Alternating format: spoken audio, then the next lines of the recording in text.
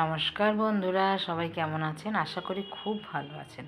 আপনাদের আশীর্বাদে আমিও খুব ভালো আছি। কাকুলির আরেকটি নতুন ব্লগে আপনাদের স্বাগত। অনেক ভোরে উঠেছি, চলুন বাগানে জল দেই, বাগান আপনাদেরও ঘুরিয়ে দেখাই। এত সুন্দর ফুল হয়েছে, সকালবেলা এসে দেখি এই ফুলটা কিন্তু এখনও ফোটেনি, জবা ফুলটা। আর আকাশে সূর্যও কিন্তু এখনও ঠিক মতন ওঠেনি। দেখুন ওই যে উঁকি মারছে, এত সুন্দর দৃশ্য, চোখটা যেন জুড়িয়ে যাচ্ছে দেখে, এত ভালো লাগছে। আর প্রতিদিন তো আপনাদের দেখাই, আজকে ভোরবেলা উঠেছি বলে এইটা ক্যামেরাবন্দি করতে পারলাম, না হলে পারতাম না। শিউলি ফুল তো ঝরে যায় জানেন, একটু বেলা হলেই, বেলা কি মানে এখন বাজে প্রায় 6:30, এই 7টার মধ্যেই কিন্তু এই ফুলগুলো সব ঝরে মাটিতে পড়ে যাবে। তো গাছে যখন আছে তাড়াতাড়ি করে তুলেছি। খালি দেখুন আমার ছাদে গন্ধে মম করছে শিউলি গাছে, মানে এতটাই ভালো লাগছে। আর গাছের মধ্যে দেখে আমার যেন আরও ভালো লাগছে। আর দেখবেন জবা ফুল গাছটা কিন্তু এত সুন্দর, খুব একটা যে বড় তাও কিন্তু না, অনেক জবা ফুল কিন্তু এই ফুটলো। যেমনি এই রাসমণি জবা ফুটছে, তেমনি এই হলুদ জবা ফুটছে, তেমনি পিঙ্ক কালারের জবাটা ফুটছে। খুব একটা যে বড়, অনেক যে ডালপালা নিয়ে বড় হয়েছে তাও কিন্তু না। টবের মধ্যে সেরকম গাছ আর হয় কোথায়, ওই 2-1টা পাতা যেরকম হয় সেই রকম। কিনেছি, বেশি দিনও হয়নি, এই 3 মাস হলো কিনেছি। 3 মাসের মধ্যে এত ফুল হয়েছে আমার মানে বলার বাইরে যা। আর এখানে দেখুন আবার এই অপরাজিতা ফুলও কিন্তু প্রচুর পরিমাণের হচ্ছে, এক এক দিন 3টে 4টে 5টা করে হচ্ছে। আর এখানে পদ্ম ফুল কিন্তু এখন শেষের মুখে, আর হবে না। ওই যে দেখুন কয়েকটা দানা রেখে দিয়েছি, এই ফুলগুলো না তুলিনি, অনেক তো ফুল হয়েছে ওর জন্য তুলিনি। যে ফুলগুলো তুলে ফেললে পরে দানাটা তো হবে না, দানা আমার মাকে দেব, মা বলেছে দিবি দানা, তার জন্য দানা রেখে দিয়েছে। আমি না জানতাম না, আমি জানি যে পদ্ম ফুলের গাছ কিনে লাগালেই হয় আর ডাল ভেঙে লাগালেই হয়। মা বলল না, ওই দানা হয়, ফুলটা তুলবি না, ওই দানা হবে। কিন্তু সত্যি কিন্তু দানা হয়েছে, ডুমো ডুমোর মতন ফল একটা। চলুন রান্নাঘরে রান্না করে, কি রান্নার করবো এত তাড়াতাড়ি, আজকে সেরকম কিছু রান্না নেই। তো মেয়ে বললো আজকে ঘি দিয়ে ভাত খাবে, আজকে ঘি দিয়ে ভাত দিয়ে দিলাম ওকে। এখন মুচমুচে আলু ভেজে আর রান্না করব। এবার মেয়েও বেরিয়ে গেল, মেয়ের বাবা নিয়ে গেল। আর এখানে কফি আমি ভিজিয়েছি, সিম ভিজিয়ে দিয়েছি, আর এখানে চালও ভিজিয়ে রেখেছি, ধনে পাতাও ভিজিয়ে রেখেছি। রান্না করব আজকে কাতলা মাছ।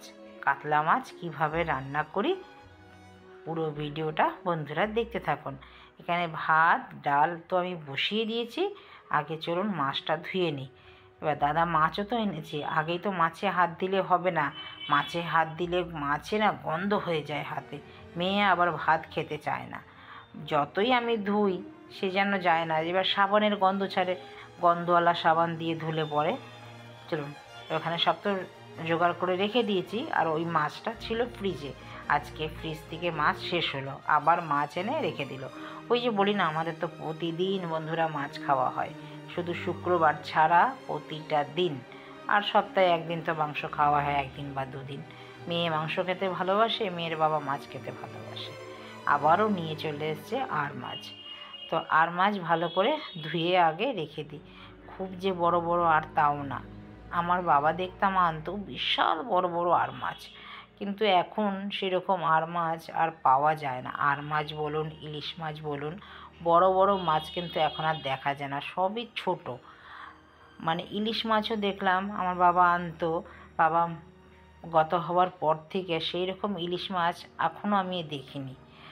আর মাছও দেখিনি। আমার বাবা রিঠা মাছ আনতো এত বড় বড়, মানে কি বলবো আর, ওই না দেখলে যা হয় না, বলে কিছু বোঝানো যায় না। সেটাই, যারা দেখেছে, যারা আমাদের চেনে তারা জানে যে আমার বাবাও না খুব মাছ খেতে ভালোবাসতেন। আর আপনাদের দাদাও দেখি একদম মাছ খেতে খুব ভালোবাসে, মানে মাছের পোকা যাকে বলতে পারেন। আমার বাবাও ছিল মাছের পোকা একদম। একদিন নিরামিষি হলেই, আমার মা আবার নিরামিষি খেতে খুব পছন্দ করতো, মাছ খুব একটা খেতে পারতো না। তো আমার মাকে খালি বলতো কে মারা গেছে যে নিরামিষি খেতে হবে, খালি নিরামিষির কথা বললেই বাবা খালি এই বলতো। তো আপনাদের দাদা আবার সেটা বলে না, দাদা বলে না এই তো মাছই তো খাই, আর তো কিছু খাই না। সত্যি আপনাদের দাদা না হোটেলে খেতে যায় না। অনেকে আছেন যে হোটেলে খান, কিন্তু দাদা বাড়ির রান্নাই বেশি পছন্দ করে। আর এখানে নিয়ে এসেছি অনেক বড় বড় চিংড়ি মাছ। দেখুন চিংড়ি মাছগুলো একদম টাটকা।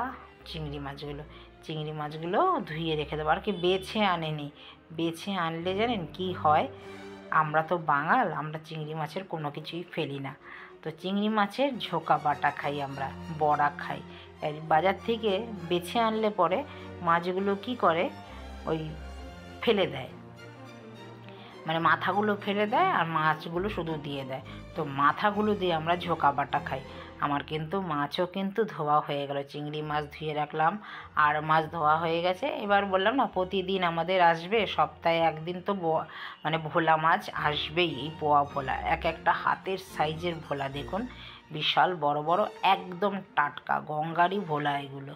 এগুলো দিয়ে কি রান্না করি আবার দেখা যায়। এর মধ্যে কিন্তু 3বার ভোলা মাছ খাওয়া হয়ে গেছে এই শীত পড়তে না পড়তেই। এইবার নিয়ে 4বার। আপনারা গুনে রাখবেন বন্ধুরা। একজন তো আমাকে কমেন্টেই করেছেন আপনার কি ভোলাই খান খালি? আমি বলছি হ্যাঁ, আমরা ভোলা মাছ খুব ভালোবাসি। মানে কি বলবো, আর আপনাদের দাদা এতটাই ভালোবাসে, ডেলি দিলে ডেলিই খাবে, এতটাই ভালোবাসে। ভোলা মাছে তো ছোট ছোট একদম আঁশ থাকে একটু। বাজারে তো সেরমভাবে মানে কেটে কুটে দেয় ঠিক, কিন্তু পরিষ্কার করে তো দেয় না। আমি আমার বাড়িতে আনলে এই চামচ দিয়ে ভালো করে ঘষে ঘষে পরিষ্কার করে নিই। চলো, আমার কিন্তু এবার ভোলা মাছও ধোয়া হয়ে গেল। এই মাছগুলো এখন সব ফ্রিজে রেখে দেবো। আর রান্না করব বললাম ওই যে কাতলা মাছ পেটিটা, মেয়ের পেটি খেতে ভালোবাসে তার জন্য। চলুন, আমার ধোয়া হয়ে গেল, এবার ফ্রিজে তুলে রাখি। তো ভিডিওটা আমি এখানে রাখছি, দেখা হচ্ছে আবার নতুন একটি ভিডিওতে। সবাই ভালো থাকবেন, সুস্থ থাকবেন। আর ভিডিওটা যদি কোথাও ভালো লেগে থাকে লাইক কমেন্ট শেয়ার করে পাশে থাকার অনুরোধ রইল। দেখা হচ্ছে আবার নতুন একটি ব্লগে। নমস্কার, টাটা।